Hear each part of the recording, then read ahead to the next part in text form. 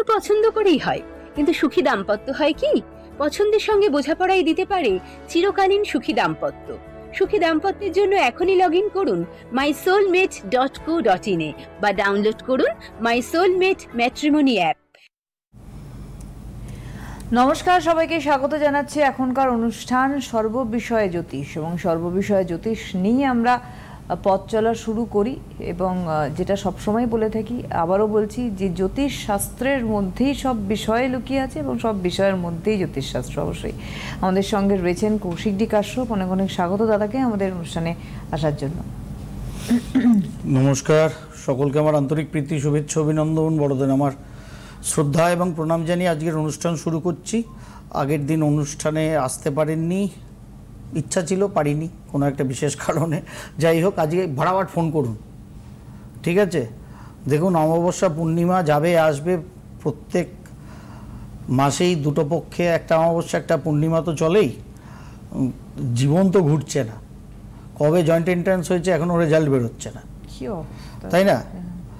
আর বাংলা বাঙালি এই পক্ষ ওই পক্ষ এই নিয়ে আবার লড়াই শুরু হয়ে গেছে। বারবার বলেছিলাম আগস্ট মাস থেকে বাংলা আর বাঙালি কিন্তু সাবধান থাকবেন।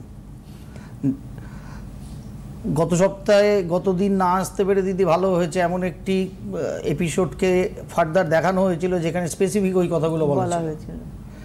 সুতরাং যাই হোক, কতজন দেখেছেন, কারণ লাইভ অনুষ্ঠান না হলে ফোনে যদি প্যাডগুলোকে বারবার ধরে চেপা না যায় নাম্বারে সিটিভিএনের, তাহলে তো ভালো লাগে না। তাহলে মনে হয় না অনুষ্ঠান দেখছি, কেন জ্যোতিষের অনুষ্ঠান শুনবো, বেকার বক্তৃতা শুনে লাভ নেই মনে হয়। অমাবস্যা পূর্ণিমা পালন করলে জীবন ঘুরে যাবে, কিন্তু ঘুরছে না। দেখুন, অদ্ভুত একটা পরিস্থিতি। একটা জিনিস আপনাদের সঙ্গে একটু শেয়ার করার ইচ্ছা আমার গতদিনই ছিল, দেখি যদি খুঁজে পাই আমি অবশ্যই আজকে সেটা আপনাদের সঙ্গে করার চেষ্টা করব। একটা এই যে ঝামেলা ঝঞ্ঝাট অশান্তি হচ্ছে, এটা কিসের ঝামেলা, কেন ঝামেলা জানি না। তবে কেউ যদি আমাকে প্র্যাকটিক্যালি জিজ্ঞাসা করে, আমি খুব ভালো হিন্দি বুঝি, ইভেন পড়িও খুব সুন্দর, কিন্তু যেটা হয় বাংলা ভাষায় কথা বলতে বলতে কখনো কখনো প্রয়োজনে ইংরাজিটা বেরোয়। হিন্দিতে যেহেতু খুব একটা আমরা কথা বলি না, যার ফলে সাবলীল নই। এবং আমি মনে করি বাংলার বর্তমান আর্থসামাজিক পরিপ্রেক্ষিতে আমি কৌশিক ডি কাশ্যপ, আমার জন্য আমি যদি হিন্দিতে কথাটা ফ্লুয়েন্টলি না হলেও অন্তত কাজ চালানোর মতো, না মঞ্চে ওটা নেতা নেত্রীদের মতো হিন্দি না, ঠিকঠাক কাজ চালানোর মতো যদি হিন্দিটা বলতে পারতাম, আমার জ্যোতিষশাস্ত্রটাকে আমি যেটুকুনি জানি, পারি, বুঝি, আপনাদের সঙ্গে বাংলা ভাষায় শেয়ার করি, সেটা যদি হিন্দি ভাষাতেও আমি একইভাবে শেয়ার করতাম, বাংলার সঙ্গে সঙ্গে, বাংলা ছেড়ে না অবশ্যই, তাহলে আমার ব্যাপ্তিটা অনেক অনেক অনেক বেশি হতো। এবং জ্যোতিষশাস্ত্র সংখ্যাতত্ত্বের মাধ্যমে মেসির বিশ্বকাপ জেতা থেকে আর 50 ওভারের ফাইনাল ম্যাচে ইন্ডিয়ার বিশ্বকাপ না জিততে পারার প্রেডিকশান ভারতের, সব কিছুই যদি হিন্দিতেও আমি বলতাম, যেটা সিটিভিএন বা সম্ভবী রাষ্ট্র থেকে আমি বাংলায় অনুষ্ঠান করে বলি অলওয়েজ, তাহলে আমার প্রচার অটোমেটিক হতো। কারণ আমি জ্যোতিষশাস্ত্র এবং সংখ্যাতত্ত্বকেই আলটিমেট বেস করে, তার উপরেই নির্ভর করে কথাগুলো বলি। সেটা আরও আরও আরও বেশি মানুষের কাছে গিয়ে আমাদের গুগল বাবা পাঠিয়ে দিতেন। কারণ একটা বাংলা অনুষ্ঠান হিন্দিভাষী মানুষের কাছে বা অন্য ভাষাভাষী, বাংলা ব্যতিরেক অন্য ভাষাভাষী মানুষের কাছে খুব একটা যায় না। যদিও এখন হয়েছে সাবটাইটেল অ্যাড করে দেওয়া যায় ইংরাজিতে, বাংলায়, হিন্দিতে, যে কোনো ভাষায়, কিন্তু মানুষ তো আর এটা তো নিউজ রিড করছে না, শুনছে, দেখছে। সেইটাই যদি আমরা অ্যাডজাস্ট করতে পারি, সেটা যদি আমি বুঝতে পারি, সব থেকে ভালো হয়। কারণ দেখে আর শুনে একসাথে বেশি বোঝা যায় পড়ে পড়ে বোঝার থেকে, যার ফলে audio visual effect highest effect দেয় একটা মানুষকে।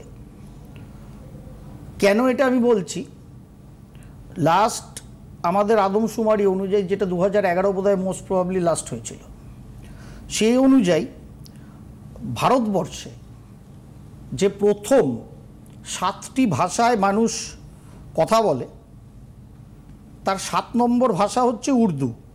বুঝলেন? সেখানে পার্সেন্টেজ 50 মিলিয়ন পিপল উর্দু ভাষায় কথা বলেন।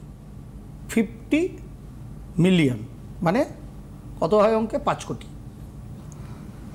তারপরে গুজরাটিতে বলেন 55 মিলিয়ন, তারপরে তামিলে বলেন 69 মিলিয়ন, তারপরে তেলেগুতে বলেন 81 মিলিয়ন, তারপরে মারাঠিতে বলেন 83 মিলিয়ন। অর্থাৎ 3 নম্বর ভাষা হাইয়েস্ট যেটা ভারতবর্ষে বলা হয় সেটা মারাঠি, 83 মিলিয়ন। দ্বিতীয় যে ভাষাটা ভারতবর্ষে বলা হয়, এটা খানিকটা আমাকে বুকে বল দিয়েছে, ভরসা দিয়েছে, সেটা বাংলা, 97 মিলিয়ন। সব থেকে বেশি ভারতবর্ষে যে ভাষায় মানুষ হাইয়েস্ট কথা বলে সেটা হচ্ছে হিন্দি, সেটা 528 মিলিয়ন, 528 মিলিয়ন। সুতরাং দ্বিতীয় ভাষাভাষীর মানুষ আপনি, আমি, দিদি সকলে, কিন্তু তার পরিমাণ প্রথম 7টা ভাষার মধ্যে দ্বিতীয় 97 মিলিয়ন। এখন নিশ্চয়ই সেটা বেড়েছে অনেক, তবুও যে ভাষাটায় এই ভারতে ম্যাক্সিমাম লোক কথা বলে সেটা সত্যিই হিন্দি, সেটা 528 মিলিয়ন লাস্ট মানে অনুযায়ী, আপডেট অনুযায়ী। সুতরাং বাংলা ভাষা কোথাও তলিয়ে যাবে এটা তো আমি বিশ্বাসই করি না, বিশ্বাস করার জায়গায় নেই। যতক্ষণ জনগণমন এক্ষুনি যদি আমরা চালিয়ে দিই আমাদের সকলকে উঠে দাঁড়াতে হবে, একদমই তাই। সুতরাং এটা নিয়ে হয়তো রাজনীতি চলতেই পারে, আমার তাতে কোনো আপত্তি নেই, সেটা রাজনীতিবিদদের কর্ম, একদম অন্ধ কর্ম, চলতেই পারে। কিন্তু প্র্যাকটিক্যালি যারা প্রফেশনাল মানুষ, যেরকম দিদিও যদি বাংলার সাথে সাথে সুন্দর করে ইংরাজি কিংবা হিন্দিতেও কথা বলতে জানতেন, এই সিটিভিএনের বা সিএন নিউজের তরফে দিদি একজন খুব হ্যান্ডফুল অ্যাঙ্কার হয়ে যেতেন। হতেন তো দিদি? নিশ্চয়ই, অবভিয়াসলি হতেন, এবং সেটা কর্তৃপক্ষের জন্য একটা খুব ভালো ব্যাপার হতো। সুতরাং আজকের এই বিশ্বায়নের দুনিয়ায় আমরা কেবল অমাবস্যা, পূর্ণিমা, কেউ কারুর ভাষা ছেড়ে আমরা কোথাও যাচ্ছি না, যাওয়ার কোনো উপায়ই নেই। এই বিষয়গুলো হচ্ছে স্থানকাল, পাত্র, পরিবেশ, পরিস্থিতি অনুযায়ী। আধুনিক যুগে যখন বাংলা ভাষায় পড়াশোনাই আমার রাজ্যের অন্যান্য শিক্ষা প্রতিষ্ঠানগুলো, রাজ্য সরকারি প্রতিষ্ঠান ছাড়া সেখানে প্রায় করানোই হচ্ছে না, সেগুলোতে সরকার বাহাদুর কিন্তু নজর দেন না যে ক্লাস 7, 8 অবধি অন্তত বাংলা পড়াতেই হবে, সেটা কিন্তু বলছেন না। তখন কিন্তু ইংরেজি প্রথম ভাষা, কখনো কখনো হিন্দি সেখানে দ্বিতীয় ভাষা। তখন কেন বলেন না? তখন কেন রুলস রেগুলেশন আনেন না যে বাংলায় যে কোনো বিষয়কে প্রথম ভাষা করা যেতেই পারে পড়াশোনা করানোর জন্য? কোনো উর্দু স্কুলেও বাংলা ভাষা শেখাতে হবে, কোনো ইংরাজি মিডিয়াম স্কুলেও বাংলা ভাষা শেখাতে হবে, এটা বাধ্যতামূলক বাংলার ক্ষেত্রে। সেরকম অন্যান্য স্টেটে, আজকে গুজরাটে যদি হয়, গুজরাট স্টেট বডিকেও তাই করা উচিত যে গুজরাটি শেখাতেই হবে। অন্য ল্যাঙ্গুয়েজে পড়াশোনা চলুক, মেন ভাষা, কিন্তু গুজরাটি শেখাতেই হবে। মহারাষ্ট্রেও তাই, তামিলেও তাই, কর্ণাটকাতেও তাই, কেন হবে না? অন্ধ্রতেও তাই। কেন রিজিওনাল ল্যাঙ্গুয়েজ সেই রাজ্যে জন্মানো একটা, সেই রাজ্যের মানুষ কেন শিখবেন না? সেখানে আজকে হেঁয়ালি করে কবিকে কবিতা লিখতে হয় যে বাংলাটা যদি ইংরাজিতে লেখা হতো ভালো হতো। আমরা সেই পর্যায়গুলো দেখি না। কিন্তু আমি বিইং এ প্রফেশনাল, আমি বলবো এটা আমার ল্যাক, আমি বারবার খেদ করি এটা নিয়ে। আজকে ইস্যু উঠেছে বলে না, দিদির সাথেও মাঝে মধ্যে কথা বলেছি এই নিয়ে, যে সত্যি আমার হিন্দিটা শিখে ফেলা উচিত, অন্তত বলার হিন্দিটা। কারণ আমি পড়তে পারি, বুঝি সব, ইভেন পড়তে পারি, কিন্তু বলি না বলে আটকে যায় দিদি, অভ্যাসের অভাব হয়। কারণ আমি মনে করি আমি হিন্দিতে কথা বললে 97 মিলিয়ন বাংলায় কথা বলা মানুষ তো আছেনই, তার সঙ্গে আরও যুক্ত হয়ে যেত 528 মিলিয়ন হিন্দি বলা, হিন্দি বোঝা মানুষ। সুতরাং আমার এই জ্যোতিষশাস্ত্র সংখ্যাতত্ত্বকে আমি এই জ্যোতিষশাস্ত্র বা সংখ্যাতত্ত্বের একজন মিনিমাম ক্ষুদ্র বাহক হিসাবে আমি প্রায় 625 মিলিয়নের কাছে পৌঁছে যেতে পারতাম, যেটা আমি কেবলমাত্র 97 মিলিয়নের কাছে এখনো অবধি, যদি এটাকে লাস্ট ধরে চলি, আমি মাত্র পৌঁছাচ্ছি। সেখানে আমি পৌঁছাচ্ছি, এটা আমার কোনো খেদ নেই, সেটাও অনেক সংখ্যা। কিন্তু এর সঙ্গে যদি আরো 528 অ্যাড হতো, সেই অ্যাডিংটা কৌশিক-ডি কাশ্যপকে খালি সারা ভারতের আরো মানুষের কাছে নিয়ে যেত না, প্রকৃত জ্যোতিষ, প্রকৃত সংখ্যাতত্ত্বকে নিয়ে যেত, যেটুকুনি কৌশিক-ডি কাশ্যপ পারে, জানে, বোঝে, আপনাদের সামনে অ্যানালিসিস করে। এইগুলো জ্যোতিষশাস্ত্র থেকে বলার নয়, বাট বলার। তার কারণ জ্যোতিষশাস্ত্র বলে স্থান, কাল, পাত্র, পরিবেশ অনুযায়ী বাপু আমাকে ব্যবহার করো।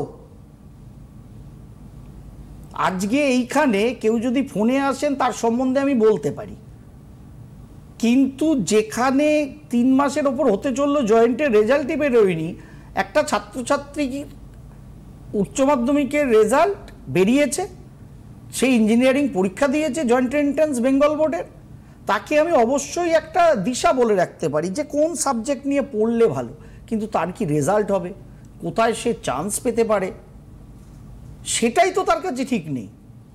সুতরাং আমি তাকে বললাম যে তুমি ভাইয়া মেকানিক্স নিয়ে পড়ো, তুমি ইলেকট্রিক নিয়ে পড়ো, তুমি কম্পিউটার সায়েন্স নিয়ে পড়ো, তুমি industrial automation with AI machine learning নিয়ে পড়ো, কিন্তু তার সেই নাম্বারটা যদি জয়েন্টে ক্যারি না হয়, অ্যাজ পার র্যাঙ্ক যদি ক্যারি না হয়, তাহলে সে বেচারি কী করে পড়বে? এবার আমি কি তাহলে ভুল বলেছি? প্রশ্নটা উঠবে, আপনি তো বলেছিলেন। এর কি মুশকিল, আমি তো জন্মছক থেকে বলছি। সেটা হলে ভালো, কিন্তু সে যখন জয়েন্ট পরীক্ষাটা দিয়েছে বা উচ্চ মাধ্যমিক পরীক্ষাটা দিয়েছে, সেটা তো আগে পাস্ট, তখন সে আমার কাছে আসেনি। সুতরাং তার জন্মছকের প্রভাব, গ্রহগত এফেক্ট, তার জন্ম তারিখের প্রভাব, এই দুটোকে একত্রিত করে বর্তমানে তার কি র্যাঙ্ক হয়েছে, প্রাইভেট হোক সরকারি হোক, কোথায় সে চান্স পাবে, সরকারি পেলে কি কি সাবজেক্টের মধ্যে পেতে পারে, তার র্যাঙ্ক অনুযায়ী মোটামুটি একটা প্রবাবিলিটি বোঝা যায়, বেসরকারিতেও তাই বোঝা যায়। তখন তাকে স্পেসিফিক গাইড করা যায়। যেখানে রেজাল্টই বেরোয়নি, সেখানে আমি অবলিক করে আমার পুরনো ক্লায়েন্টদের লিখে দিই এরকম করে যে এ বি সি ডি, এই 4টের মধ্যেই তোমাকে ঘুরতে হবে, এবার তোমার এফোর্ট, তোমার মার্কস, তোমার র্যাঙ্ক, এটা আমার পদ্ধতি। আমি কেবলমাত্র রেমেডি করে বলি না সব আপনি পেয়ে যাবেন, ইম্পসিবল, ইম্পসিবল। খালি কৈশিয়ং অমাবস্যা, এরপরে মহালয়া অমাবস্যা, তারপরে দীপান্বিতা অমাবস্যায় যদি সব প্রবলেম সলভ হতো, আমি একটা বেসিক ব্যাপার বুঝি না, পশ্চিমবঙ্গের প্রবলেম কেন সলভ হচ্ছে না? কেন পশ্চিমবঙ্গের শিক্ষা দীক্ষা স্বাস্থ্য শিল্পের অবস্থা এই, কেন সলভ হচ্ছে না? আমরা তো ইন্ডিভিজুয়ালি সবাই ভালো হওয়ার জন্য এইসব করছি, যা খুশি, পূর্ণিমা অমাবস্যা পালন, হ্যান ত্যান, এই সেই, শিবের মাথায় জল ঢালছি, এরপরে দুর্গা পুজো করবো, কালী পুজো করবো, জয় মা কালী বলবো, জয় মা দুর্গা বলবো। কারণ আমরা কোনো পুজো অ্যাকচুয়াল করি না, আমরা কেবল উৎসব করি। আমরা কোনো ধর্মাচরণ করি না, আমরা উৎসব করি। আমরা শিবের মাথায় জল ঢেলে ভাবি এইটা করছি, এইটা আমাকে কৌশিকবাবু এইটা এটা এটা এটা টিভির পর্দায় করতে বলেছেন বা আমাকে চেম্বারে করতে বলেছেন, এইটা করলে আমার সব পাপ চলে গেল, অথবা আমি এই লটারির টিকিটটা পাবো, মানে জীবনের যেটা চাহিদা, ওইটা ভেবে আমি বাবার মাথায় জল ঢালছি। একবারও ভাবছি না কার মাথায় জল ঢালছি, কেন ঢালছি, তাতে আমার মন আত্মা শরীরের কি পরিবর্তন হচ্ছে, এটা আমরা ভাবি না। ভাবলে ফলাফল এই হতো না, প্রত্যেক অমাবস্যা পূর্ণিমায় কিছু না কিছু ক্রিয়া বিক্রিয়া প্রক্রিয়ায় আপনাকে আমাকে যেতে হতো না। এইটা করেন না বলেই হকারদের সুবিধা হয়। আজ খুব গরম, শশা বেচছে, কালকে যখন শীত এসে যাবে কমলা লেবু বেচবে, হকার এক, হকার এক দেখবেন ট্রেনে। সুতরাং আজকে কৈশিয়ং অমাবস্যায় এই, শ্রাবণ মাসে এই, ভাদ্র মাসে এই, মহালয়া এই, কালী পুজো এই, আরে এই করতে করতে তো 13টা অমাবস্যার পূর্ণিমায় আপনি গেছেন, আপনি এই থেকে কই হয়ে গেছেন। এটা আমরা ভাবি না পশ্চিমবঙ্গে। সুতরাং ওই 97 মিলিয়নের মধ্যে আমার কৌশিক কাশ্যপের দর্শক হয়তো খুব বেশি হলে 27 মিলিয়ন, এটা আমি জানি। সুতরাং তার সঙ্গে যদি হিন্দিভাষী 528 যোগ হতো, সেখান থেকে যদি 528 থেকে 428ও আমি বাদ দিতাম, যে তারাও এই বাঙালির মানসিকতা যুক্ত, অন্তত আরও 100 মিলিয়ন অ্যাড হতো। তাহলে আমার দর্শক সংখ্যাটা খুব কম করেও 127 মিলিয়ন হতো। তাতে আমার ভালো হতো, প্রকৃত জ্যোতিষ সংখ্যাতত্ত্ব আরও ভালো করে স্প্রেড হতো, প্রকৃত দিশায় আমরা চলতাম। যাবতীয় গণ্ডগোল এই যে টাইম পিরিয়ডটায় জুলাই মাস অবধি ছিল, দেখুন পূর্ব পশ্চিম হয়েই চলেছে, থামছে। বাংলাদেশে পড়লো কোথায় গিয়ে হুড়মুড়িয়ে প্লেন? স্কুলে। কোন দিক? পূর্ব। এর আগে 12ই জুন পড়েছিল পশ্চিমে, গুজরাটে। অদ্ভুত ব্যাপার, ওখানে 12 তারিখ, এখানে 21 তারিখ। এগুলো খেয়াল করছি না আমরা। রোজ ইরানে কিছু না কিছু ফাটছে, কোথাও কিছু নেই, থাইল্যান্ড কম্বোডিয়ার যুদ্ধ লেগে গেল। কোন দিকের country? South east. This is astrology. কোথায় কোন পরিপ্রেক্ষিতে কি যাবে? সুতরাং একদম অগস্টের শুরুতে আমরা প্রায় দাঁড়িয়ে আছি, মানে জুলাইয়ের এন্ড, অগস্ট আসবে।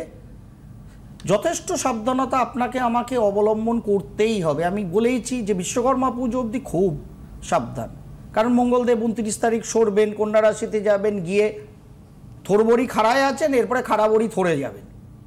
এখন কেতুর সাথে রাহুর দৃষ্টিতে আছেন, এরপরে ডাইরেক্ট শনি মঙ্গল ফ্ল্যাশ চলবে। সে চলতেই পারে, কিন্তু এমন একটা পরিস্থিতিতে চলবে এই ফ্ল্যাশটা, আগেও বলেছি যে এমন একটা কন্ডিশনে গিয়ে পৌঁছাচ্ছে এই ফ্ল্যাশটা। শুক্রদেব আগামীকালই মিথুন রাশিতে চলে যাবেন, বৃহস্পতি শুক্র একত্রিত হবেন। বৃহস্পতি শুক্র যখনই কোনো রাশির ঘরে একত্রিত হন, বছরে একবার হন ইন জেনারেল, যখনই হন তখনই ভালো মন্দের উত্থানে হয় ভালোর বৃদ্ধি, নয় মন্দের বৃদ্ধি হয়। তখন একটা মন্থন হয় বৃহস্পতি শুক্রদেব একত্রিত হলে, যেটা মিথুন রাশির ঘরে এয়ারি সেক্টরেই হচ্ছে। রাহু দৃষ্টির মধ্যে থাকবেন দুজনেই, মঙ্গলের সাথে স্কোয়ার অ্যাসপেক্টে বৃহস্পতি শুক্র থাকবে। আমার দেশের জন্য আগামী 1 মাস খুব অ্যালার্মিং, আগামীকাল থেকে যেটা শুরু হবে। তার কারণ স্বাধীন ভারতের অষ্টবর্গ চার্টে মিথুন রাশির গৃহগত শুক্রদেবের পয়েন্ট খুব খারাপ। যেহেতু বৃষলগ্ন কর্কট রাশির চার্ট স্বাধীন ভারতবর্ষে, যে দেশ স্বাধীন হয়েছিল, যদিও সেটা ডোমেন স্বায়ত্তশাসন, 15ই আগস্ট রাত 12টায় 1947-এ, তার লগ্নাধিপতি শুক্র, যে সেকেন্ড হাউসে মারক ঘরে আসবে এবং ওখানে অষ্টবর্গের ফল খুব খারাপ। সুতরাং আগামী 1 মাস ভারতবর্ষের পক্ষে খুব চাপের। সেই চাপটাই চতুর্দিকে হয়তো সংসদ থেকে শুরু করে সব দিকে উঠছে, দেশের সরকারের জন্য বা দেশের মধ্যে অভ্যন্তরস্থ ঝামেলা ঝঞ্ঝাটের জন্য। এটাই প্রতিফলিত হচ্ছে। এইটা দেশের। এবার দেশের কিছু ঘটলে আপনারা আমার উপরও এফেক্ট আসবে, তার সঙ্গে অ্যাডিশনাল এফেক্ট ইস্টার্ন পার্টে আমার রাজ্যেও কিন্তু অগস্ট মাস থেকে আছে। সুতরাং যথেষ্ট বুঝে আপনাকে আমাকে চলতে হবে, কথা বলতে হবে, সব ভাবনা ভাবতে হবে, অ্যাকশন রিয়াকশন দিতে হবে। কারণ আপনি আমি যদি মানুষ হই, সিদ্ধারাটা যদি থাকে, কিন্তু সেটা সঠিক বিচার বিশ্লেষণ করে দিতে হবে, আধুনিক সময়কে মাথায় রেখে দিতে হবে, বর্তমান পরিস্থিতি, পরিবেশ, বিশ্ব সংসারকে মাথায় রেখে দিতে হবে। এআই কারুর চাকরি খায়নি আজ অবধি, খাবেও না, কিন্তু যারা এআইকে নেবে না তাদের কিন্তু আগামী 5 বছরে রোজগার করার জায়গা থাকবে না, যারা এই মেশিনটা নির্ভর কাজ কারবার করেন। অনেক অ্যাপে কৃত্রিম বুদ্ধির জ্যোতিষীও এসে গেছে অলরেডি। আপনারা জানেন যারা জ্যোতিষ ভালোবাসেন, হাতে সবসময় খুটুর করেন ওই মোবাইল ফোনটা, কিচ্ছু যায় আসে না। এআইকে যতই ট্রেন্ড করা হোক মোটামুটি বাস্ট করবে সুপার কম্পিউটারও, যদি জ্যোতিষ আর সংখ্যাতত্ত্বের সব ডকুমেন্টকে ফিট করতে হয়। সুপার কম্পিউটার খালি ওটা নিয়েই বসে থাকবে, আর কিছু আর নিতে পারবে না। সুতরাং সেটা নিয়ে আমার কৌশিক কাশ্যপের ভয় নেই, কিন্তু বাদবাকি মানুষদের দিদির বদলে দেখা গেল এখানে কোনো এআই এজেন্ট রোবট আমার সাথে বসে ইন্টারাকশন করছেন, মেবি দিদির থেকে বেটার, তাকে সেরকমই ট্রেন করা হয়েছে। হতেই পারে 2030-এ হয়তো সিটিভিএনে কৌশিক কাশ্যপের অনুষ্ঠান এরমভাবেই হচ্ছে, হতেই পারে। সুতরাং এআই আপনার আমার চাকরি খাবে না, খাবে তাদেরই যারা এআইকে ভয় পেয়ে দূরে সরে যাবেন। যাদের কাজে এআই প্রয়োজন ইমিডিয়েট, বিশেষ করে ইয়ং জেনারেশন, ইমিডিয়েট এআইকে নিজের করে নিন, ওপরে ওপরে না, বেসিক থেকে একদম তার ভেতরের অবধি বিশাল ডিপে যেতে হবে না, কিন্তু how to use AI, machine learning, এগুলোকে কিন্তু শিখুন আপনাদের পড়াশোনার পাশাপাশি।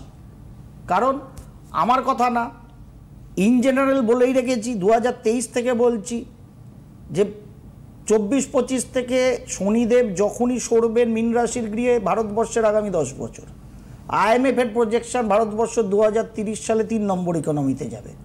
আমার প্রেডিকশন না, IMF বলছে।